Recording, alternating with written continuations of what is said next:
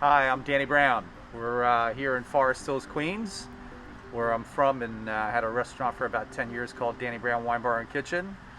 So I got into the industry a while back. I was in college playing music, and my parents were in the wine business, and I was always looking for a way to make money because we weren't making any money in the music business. So by night playing music, by day cooking. And so I've been doing that, since college. And I've worked in different restaurant applications.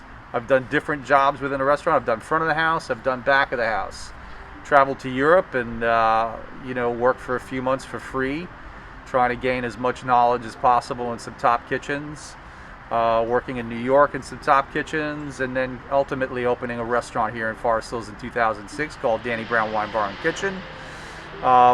We were here for about 10 years, and then I moved to the Upper East Side, where I did a small project for a couple of years, and I eventually made my way into some different restaurants after that, which brought me into Brooklyn, where I was executive chef at Estuary Restaurant, and just around March 12th, I decided to, take a break.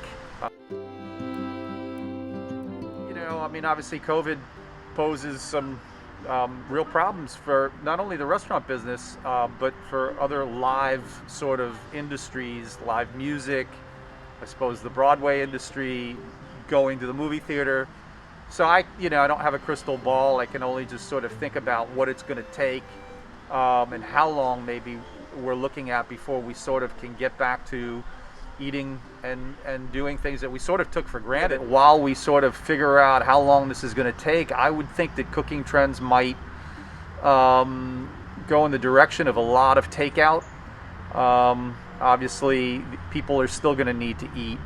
I think that some restaurants could potentially open up sort of catering outposts of what they do that are really geared towards maybe normal eating for families that need to eat good food throughout the course of the week, but not necessarily stacked with some of the bells and whistles that you get at restaurants sometimes.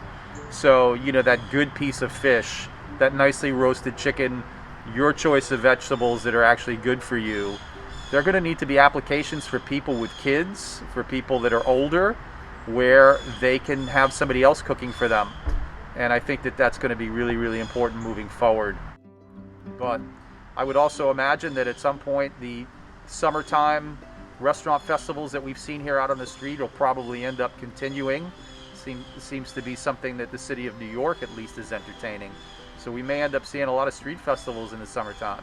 And that's kind of what I'm thinking about at this point.